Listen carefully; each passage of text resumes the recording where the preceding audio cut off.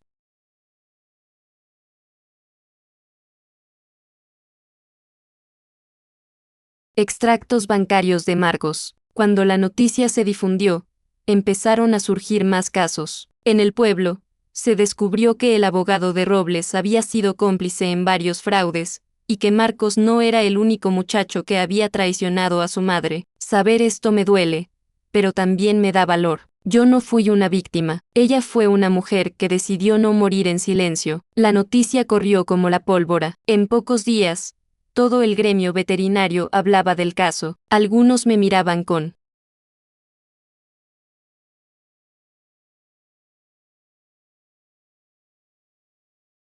compasión, otros con admiración, pero lo que más me sorprendió fue que Julia vino a verme una noche. Toqué la puerta suavemente, como si temiera no dejarla entrar. Cuando la vi, tenía los ojos hinchados de tanto llorar. «Mamá, lo presiento», dije al cruzar el umbral. No sabía todo lo que Marcos estaba haciendo. Pensé que era solo un proceso. Me llamó unos segundos. Observándola, vi en ella a la misma niña que una vez se escondió tras mis faldas cuando tenía miedo. «Julia», respondí, «el dolor».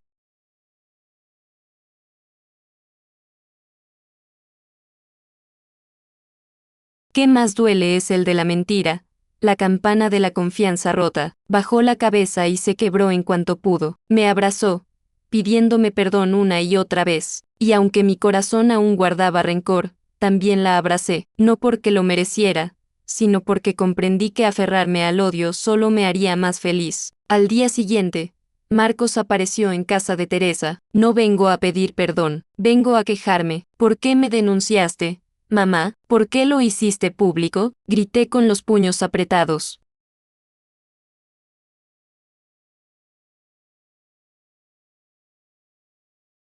«Déjame calmarme, porque no podía seguir llamándolo», respondí, «porque me enseñaste que el dinero vale más que la sangre, y no lo voy a permitir». Su rostro palideció. Por un momento, pensé que iba a golpear la mesa, pero solo agarré los puños y salí de allí sin una docena más. Cuando cerré la puerta, mis piernas flaquearon, no por miedo, sino por la mezcla de tristeza y fuerza a la que recurre mi cuerpo. Teresa me miró y dijo: «Ahora empieza la verdadera batalla». Y tenía razón. Desde ese día,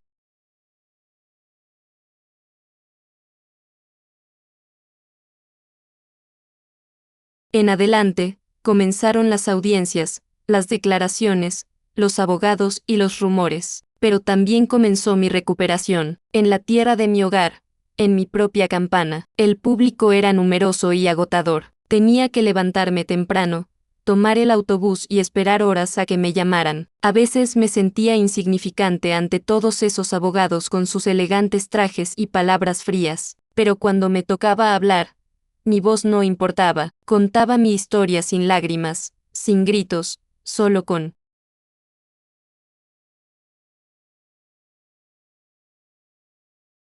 la verdad. Me escuchó con atención, y pude ver en sus ojos algo que no esperaba: respeto. Don Ramiro, mi abogado, Fue mi mayor apoyo. De repente me dijo, Doña Rosa, su fuerza vale más que cualquier documento. Y tenía razón. Cada vez que subía al estrado, pensaba en mi esposo, en cuanto lo amaba, a él, que había defendido su legado. Una tarde, mientras esperaba en la sala del tribunal, oí a las mujeres hablarme. Dije que su propio hijo se fue de casa.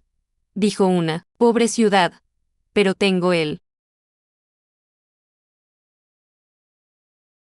Valor de afrontarlo. No quise interrumpirlas, pero esas palabras me revelaron más de lo que imaginaba. No me avergüenza que el pueblo haya superado lo sucedido, me avergüenza haber confiado ciegamente. Sin embargo, esta vergüenza se transformó en algo más poderoso, la convicción de que no estaba solo. En cada audiencia, veían a otros alcaldes esperando justicia, con alfombras en las manos y semblantes cansados. Algunos me reconocieron y me saludaron, me sonrieron, me mostraron su apoyo. Era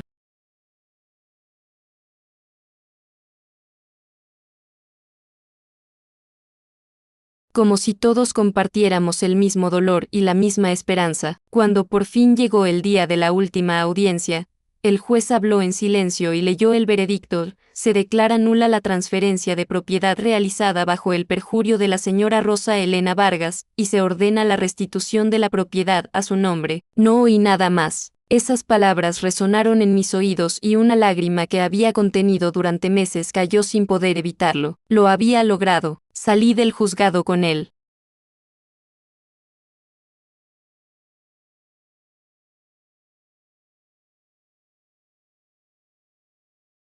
Corazón latiendo tan fuerte que casi podía oírlo. Don Ramiro me acompañó hasta la puerta y me dijo, Doña Rosa, descansando en el suelo, recuperó su casa, recuperó su nombre. Solo pude asentir. El sol se puso rápidamente, bañando la calle con esa luz cálida que se sentía como un abrazo. Caminé despacio, con el documento en la mano, y me detuve frente a la iglesia del pueblo. Entra sin pensarlo, acércate y dame las gracias. No pedí venganza ni castigo, solo te agradezco que hayas tenido la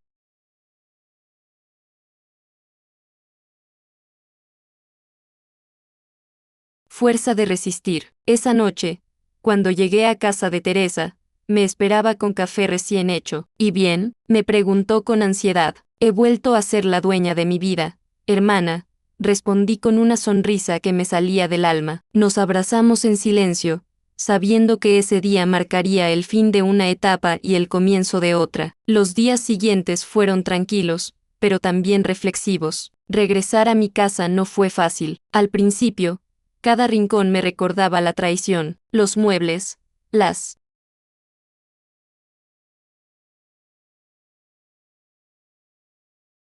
fotos, incluso el olor del patio me delataban imágenes de Marcos y Julia cuando eran niños. Sin embargo, con el paso del tiempo, esos recuerdos se desvanecieron. Empecé a limpiar, a reparar lo que el abandono había dañado, planté flores nuevas, pinté las paredes, y con cada libro de pintura sentía que mi alma también me pintaba. Un día, alguien se acercó y me dijo, qué bonito ver tu casa con vida de nuevo, Doña Rosa. Sonreí. Nadie sabía todo lo que costó devolverle la vida a esas paredes, pero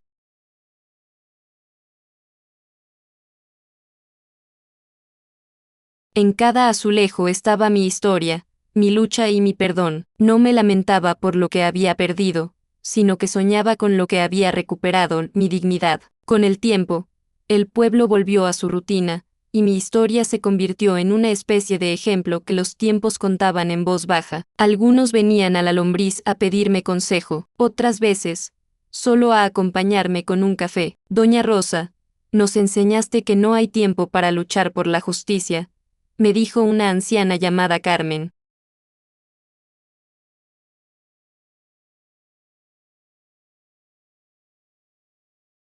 Mientras estábamos juntas en el patio, yo guardaba silencio. Nunca quise ser un ejemplo de nada.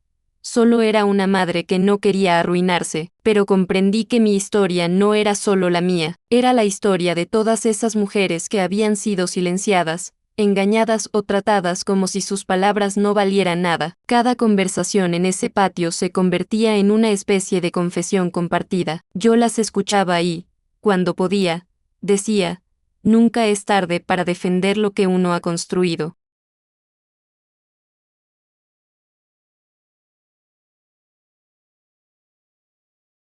Con amor, una tarde, Julia regresó, vino con sus hijos, dejó flores y una canasta con el pan recibido. Mamá, los niños quieren verte, dije tímidamente. No hizo falta responder. Los pequeños se acercaron a mí, abrazándome sin comprender todo lo que había pasado entre los adultos. Sentí su calidez, su inocencia, y comprendí que el resentimiento no debía heredarse. Pasen, hijos, dijo.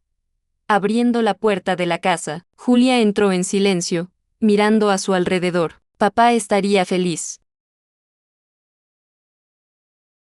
de verte así, murmuró. Sonreí, aunque mi voz fue un poco más alta. Tu padre estaría feliz si todos aprendiéramos a cuidar lo que amamos antes de perderlo. No era una frase de reproche, sino una lección que ambos necesitábamos recordar. Esa tarde comimos juntos, como en los viejos tiempos. Por primera vez en muchos años, la casa se llenó de risas. Y, al final, supongamos que el perdón no borra el pasado, pero puede devolver la luz al presente. Esa noche, después de que Julia y los niños se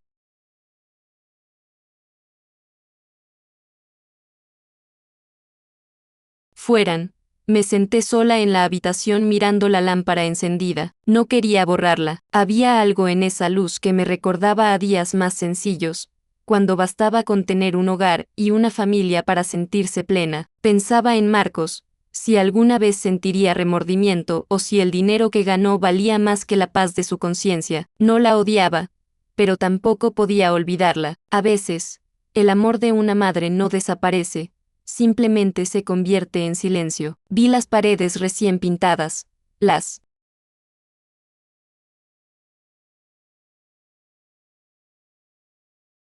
fotos marcadas, y comprendí que mi casa era más que ladrillos. Era la historia de lo que había sido capaz de soportar. Me prometí a mí misma que no dejaría que nadie me hiciera sentir menos de nuevo. Ya había pagado suficiente por creer que la sangre garantizaba el amor. Unos días después, recibí una carta del juez. La abrí con manos temblorosas. Decía que Marcos había sido condenado a devolver el dinero obtenido de la venta fraudulenta, además de una reducción de pena por complicidad posterior.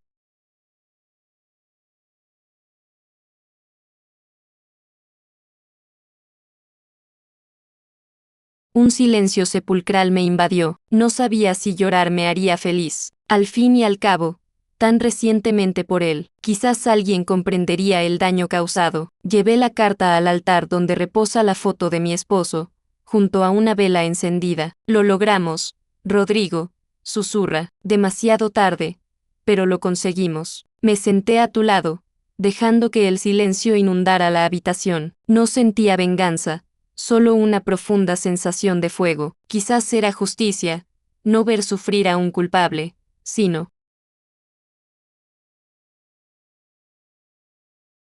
recuperar la paz que te habían arrebatado. Esa noche dormí sin pesadillas, con la certeza de que la vida, aunque tarde, siempre encuentra su equilibrio. A lo largo de varios meses, la casa empezó a llenarse de vida. Planté nuevas rosas en el jardín, justo donde estaban las que habían estado marchitas cuando me fui. Cada vez que las regaba, sentía que el agua en la tierra nutría las raíces y también mi alma. El tiempo empezó a pasar más rápido. Algunas se saltaban la comida, otras el café, y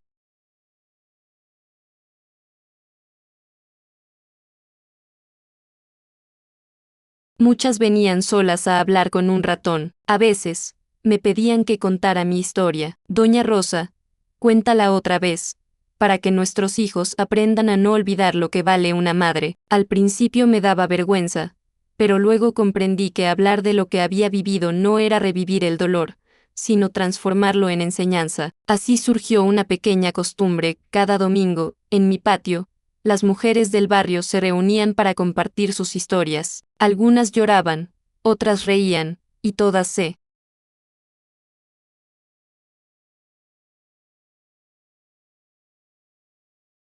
iban más ligeras. El dolor compartido, descubrí, pesa menos. Un domingo, Julia regresó con los niños. Esta vez, en él hubo lágrimas y silencios incómodos. Llegó con una lata de fruta y una sonrisa sincera. Mamá, Marcos quiere hablar contigo, le dije, y me entregó algo. Dentro había una carta escrita de su puño y letra, clara pero firme. En ella me pedía perdón. Decidí que no buscaba perdonarlo, sino que podía vivir sin resentimiento. Leí cada palabra con calma, sintiendo que cada línea cerraba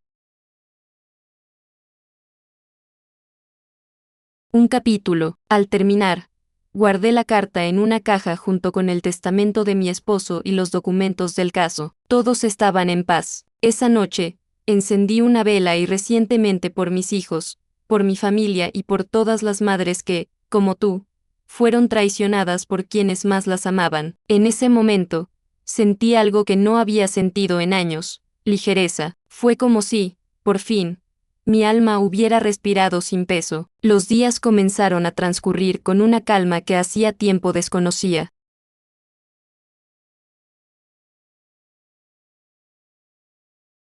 Me levantaba temprano, preparaba mi café, abría las ventanas y dejaba que la luz inundara cada rincón. A veces, me sentaba frente a la puerta simplemente a mirar el cielo, sin pensar en nada. Ya no sentía esa vulnerabilidad que me había acompañado durante años. Lo que antes era ira se había transformado en gratitud. Agradecía seguir viva, tener fuerzas, haber recuperado mi hogar, mi voz. Un día, al cerrar el patio, me encontré con don Ramiro. Vino sonriendo, con una mano en la suya. Doña Rosa,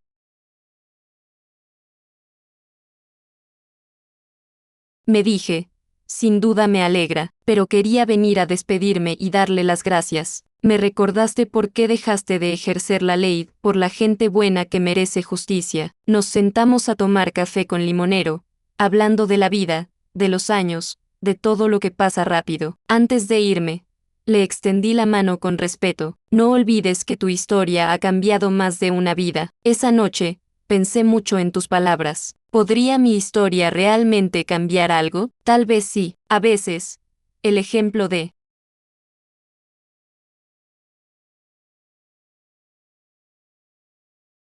una sola persona basta para despertar el valor en otros. Desde entonces, me ha dado por ir al centro comunitario del barrio, donde dan charlas a personas mayores. Allí cuento mi experiencia, no para inspirar, sino para prevenir. Dicen que no firmaron nada sin leerlo, que confiar no era lo mismo que rendirse, que una madre también tenía derecho a decir no. Algunas mujeres lloraron, otras me abrazaron. Comprendí que mi lucha no había sido suficiente. Mi casa se convirtió en mía, pero también en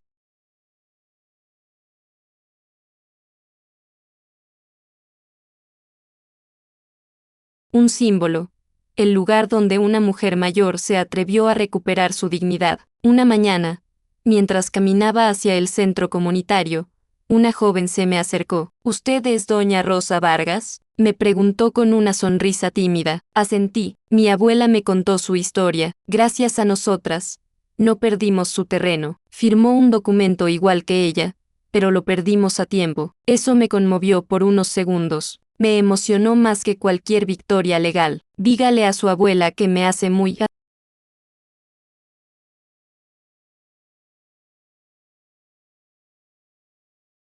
feliz, respondí, tratando de que mi voz se oyera clara. El joven me abrazó antes de irse y me dejó allí parada, sintiendo que, de alguna manera, todo el sufrimiento tenía un propósito. No luché sola por mí, sino por todas esas mujeres que crecieron creyendo que la vocación era la forma de amar. Esa tarde, al regresar a casa, me senté en el porche con una taza de té. Escuché el viento mover las hojas y pensé en Rodrigo, pues estaría orgulloso de mí así, tranquila, fuerte, libre. Con el paso de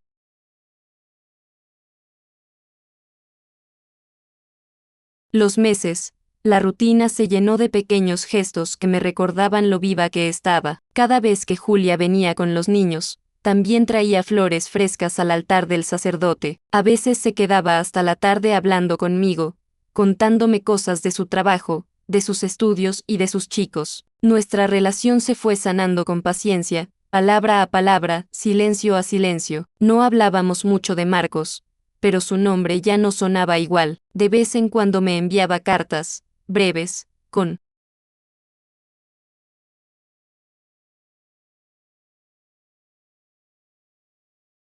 frases sencillas.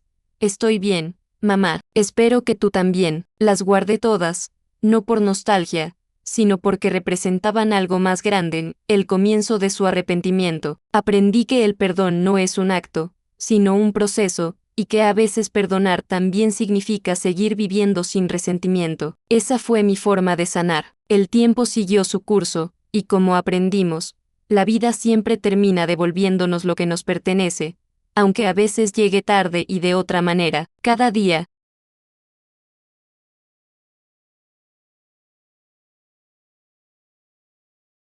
encontraba nuevos motivos para soñar: el olor del pan tostado por la mañana, el canto de los pájaros en el jardín, las visitas de los niños del barrio que venían a pedirme bendiciones como la abuelita del pueblo. Nunca imaginé convertirme en eso, pero me gustaba. Era una forma de llenar de amor los vacíos que antes eran dolorosos. Durante una de esas visitas, Julia me vistió con un libreto. Mamá, piensa que podrías escribir lo que has vivido, para que algún día puedas leerlo. La sorpresa fue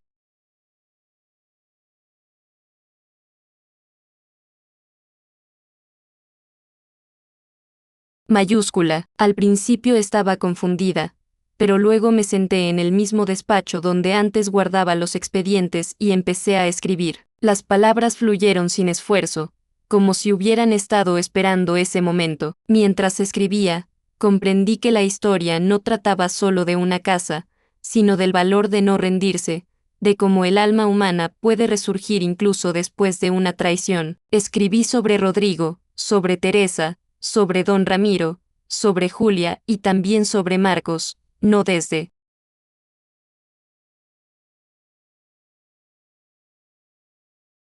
el resentimiento, sino desde la comprensión, porque, al fin y al cabo, el amor no se desvanece, solo se transforma. A veces, al terminar un capítulo, me sorprendía mirando por la ventana, imaginando cómo jugaban bajo el limonero. Pensaba en cuántas veces estuve a punto de rendirme y agradecía no haberlo hecho. Ese libreto se convirtió en mi tesoro. Ojalá alguien se lo leyera a mi familia, pero para mí, escribir era la forma de cerrar el círculo. Era mi manera de decidir: aquí estoy, sigo.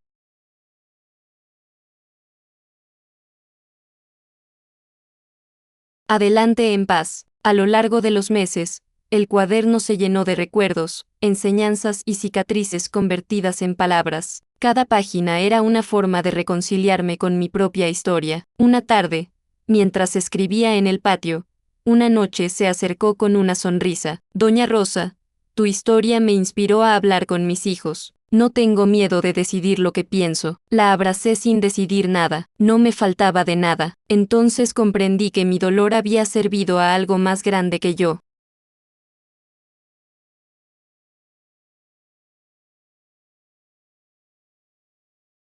misma. Lo que empezó como una lucha personal se había convertido en una cadena de esperanza. A veces me preguntaban si volvería a confiar, y siempre respondía, sí, pero ahora confío sin querer escuchar a mi corazón, porque aprendí que la fe no es amor, y que el verdadero amor también sabe poner límites. Un día, recibí una llamada inesperada. Era Marcos. Su voz sonaba cansada, diferente. Mamá, me voy. Mi cuerpo se paralizó unos segundos antes de que pudiera levantarme. Cuando abrí la puerta,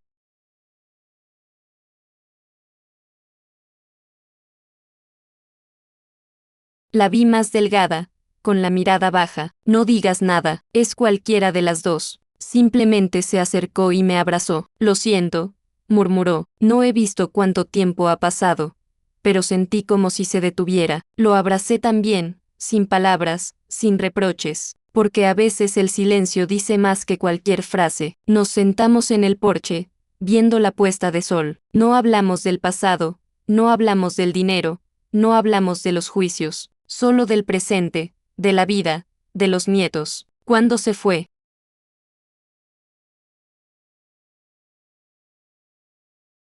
Me dejó una carta. Esa noche la abrí. Decía: gracias por no odiarme, Mami, espero que alguien sea digno de ti. Lloré en silencio, pero no de tristeza, sino con un alivio inmenso. Llevaba mucho tiempo esperando este momento, no por justicia, sino por amor. Después de esa visita, todo cambió. Marcos empezó a venir de vez en cuando, sin promesas ni pretextos. A veces traicionaba a Pan.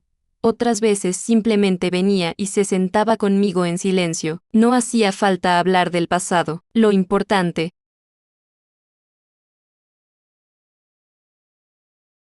era que estuviéramos allí, compartiendo el mismo aire, el mismo patio, el mismo perdón. Julia también lo aceptó, y poco a poco las comidas familiares volvieron a ser lo que eran, viejas, ruidosas y llenas de vida. Cuando veía a mis hijos hablar entre ellos, sentía que algo dentro de mí sanaba. La casa, testigo de lágrimas y traiciones, se había convertido en un refugio de reconciliación. Por la noche, al cerrar las ventanas, me emocionaba pensar que Rodrigo, desde donde estaba, soñaba con venir.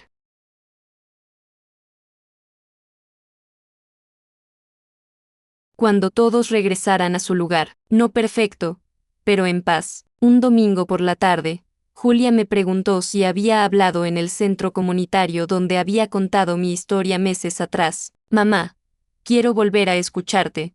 Pensé, dudé un poco, pero lo acepté. Al subir al pequeño escenario, vi los rostros de las mujeres frente a mí, algunas jóvenes, otras alcaldesas, muchas con los ojos llenos de esperanza. Decía que el perdón no es fruto de la debilidad, sino de la libertad, que una madre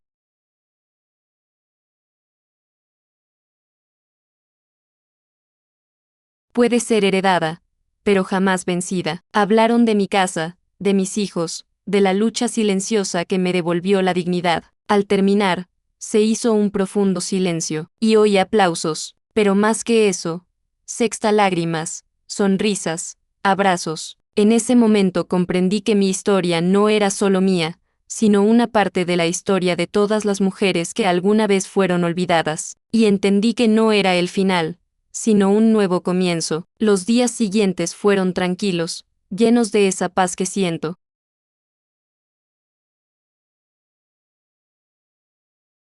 Cuando no necesito explicaciones del pasado, cada mañana salía al jardín, regaba las flores y me quedaba mirando al cielo. No esperaba nada, y quizá por eso la vida seguía sorprendiéndome con pequeñas bendiciones. Una tarde, mientras jugaban, Julia me enseñó algo en su móvil, una nota del periódico local. El titular decía: mujer recupera su casa tras ser víctima de fraude familiar y ayuda a otras a hacer lo mismo. Al principio pensé, ¡qué vergüenza!, con mi foto y mi historia resumida en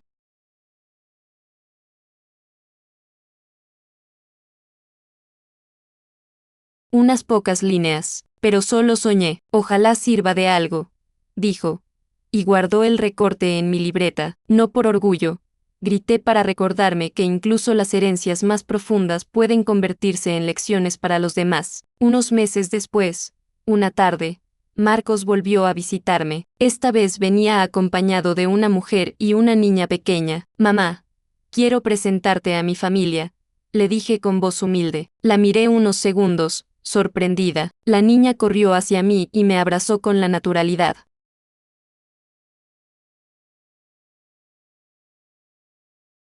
¿De quién desconoce el pasado? Abuelita, pensé, y esa palabra rompió algo en mi interior. Pero para bien, estás invitada a pasar. Tomamos café, hablamos del jardín, de la vida. Cuando se fueron, me encontré sentada en el porche, contemplando la puesta de sol. Pensé en todo lo que había vivido, en lo doloroso que fue, y en cómo la vida, a su ritmo, me había devuelto mucho más de lo que había dejado. No había resentimiento, solo gratitud. Aprendí que el verdadero triunfo no consistía en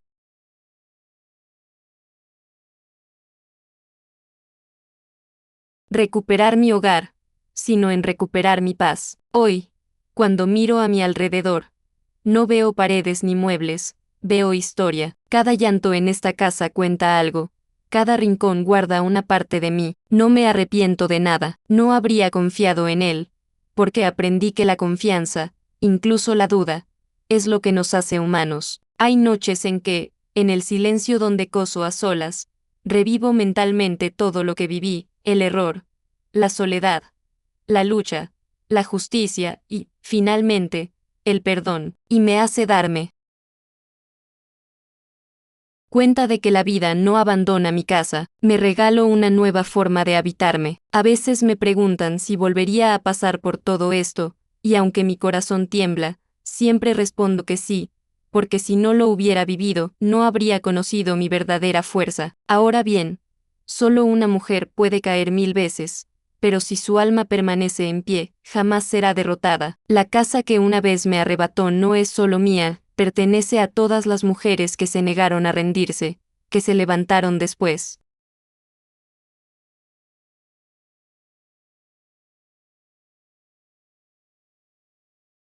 de perderlo todo y que aprendieron que el mayor valor no se olvida. Y así termina la historia de Doña Rosa, una mujer que perdió su hogar, pero encontró su voz. A veces la vida nos quita lo que más amamos, solo para recordarnos que estamos aquí. Si esta historia te conmueve, no olvides darle me gusta, compartirla y suscribirte al canal para seguir escuchando conmigo estas historias que nacen del dolor, pero que siempre encuentran un rayo de esperanza. Les habló Doña Esperanza, y como siempre,